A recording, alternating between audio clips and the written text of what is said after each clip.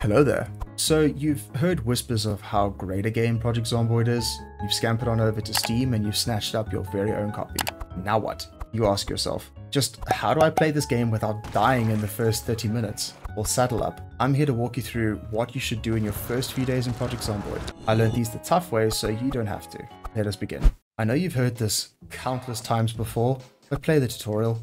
It will provide you with everything you need to get familiar with the core mechanics in the game. You're going to need it. Moving on to setting up your game.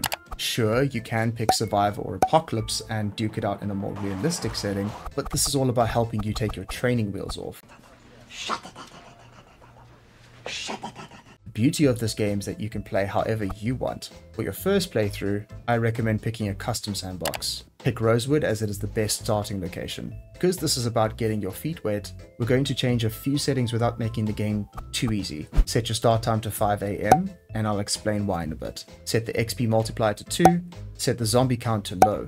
Keep in mind that the zombie population will grow as the days pass, but don't worry, you'll be all set up for them when this happens. Speaking of zombies, head on over to Zombie Lore and set the zombie speed to Shamblers, their strength to weak, and toughness to fragile. You can change the water and electricity supply shutoff if you want to, but we're going to keep it at between 0 to 30 days. Keep in mind that it is random and it can shut off at any time during this period, so you got to be on your toes. Finally, we're going to enable the starter kit and make sure multi-hit is turned on. As this is a sandbox game, you can customize your character in any way that you see fit. The trait system can be a little overwhelming at first, so if you are unsure of what to use, I'm going to give you some ideas for a starter build. In later playthroughs, you can experiment with different playstyles that will suit you. My personal favorite is the burglar occupation. It's great for a beginner, and the ability to hotwire cars is super helpful with getting a sweet set of wheels early on.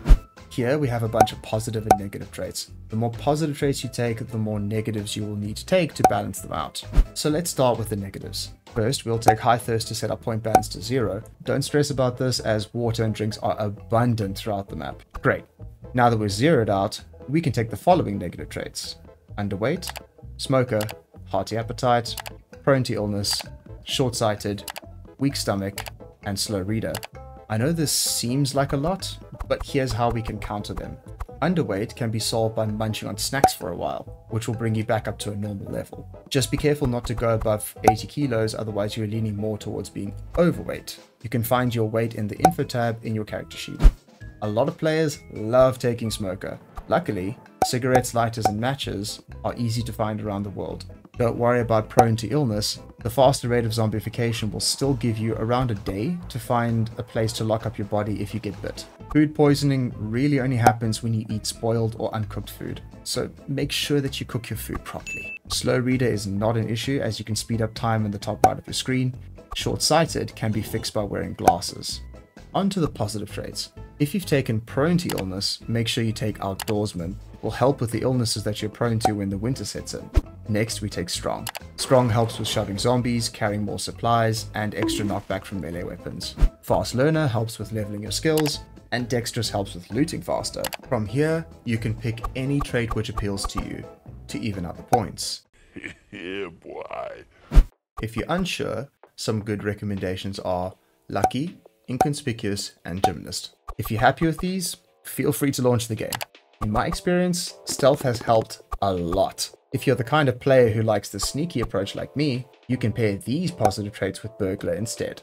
These are recommendations based on my experience in the game. Remember, it is a sandbox after all, and you can play it any way you want. If you want to be a gun-wielding cowboy, go for veteran or police officer. Want to focus on settling down and constructing a beautiful fortress? Carpenter is your go-to. These recommendations are for you to get a feel for the game. When you feel you're at that point, you are free to experiment. And if you want to know some more helpful tips and tricks, you can check out my video up here. Knox County. It's time for you to take your first steps into conquering the apocalypse. Because we started with the starter kit, you will start with some important early supplies that will help you get ahead. Like the baseball bat, a hammer, water bottle, and some chips. The good stuff. The building you spawn in will be classified as a safe house, meaning you'll be safe from danger unless you attract unwanted attention from the illegal immigrants outside. Press C to sneak around the house. It will help you get a head start on leveling up your light-footed skill, which helps you move around unnoticed. Remember we started the day at 5 AM? Here's why. If you are lucky enough to spawn in a house with a TV, hop on over and tune into Life and Living. This show will air for just over a week and is essential in gaining the first few levels and some core skills. Here's the airing times for easy reference. Close all the curtains you can to hide your activity from zombies. Scavenge around the building to find skill books, weapons, and food supplies. Your first day should be spent reading any level 1 skill books you find in the house and figuring out your next move with the help of the Project Zomboid map. There'll be a link in the description. Now that you have some basic supplies, you're ready to leave the safety of your nest. Stealthily move around between houses to gather more supplies and find some stronger weapons. The goal of your second day is to find a good place to settle down in, at least for a week or so, or even for your permanent base. If you started in Rosewood, there are a few places I'd recommend you do this in. The fire station, the gated community, and the random house over here with farming plots that you can wall off. Once you found your new home, it's time to do some housekeeping. Start by clearing out all of the squatters. The only friend you're going to need is your trusty weapon. Once done, it's time to start fortifying your place to prevent unwanted break-ins. This will take a few days as you'll need to dismantle a lot of furniture in the beginning. If your chosen base has any curtains on the windows, close them. Make sure to only have lights on at night if the windows in the room have closed curtains. Lights can attract zombies, so it will help avoid attracting visitors. You can head out to the neighboring houses to rip off any curtains and place them over the windows in your base, and to scavenge some more supplies along the way. You will have a low carpentry skill in the beginning, so there is a good chance that you will often fail to produce usable materials like planks and nails when you're dismantling things. With a bit of luck and time, you will have some planks and nails to start boarding up windows slowly but surely. It will make your base much easier to defend. You can spend the rest of the day reading some skill books or magazines. Don't forget the Life and Living show. Rest up, survivor. This was the easy part. The real work is just getting started.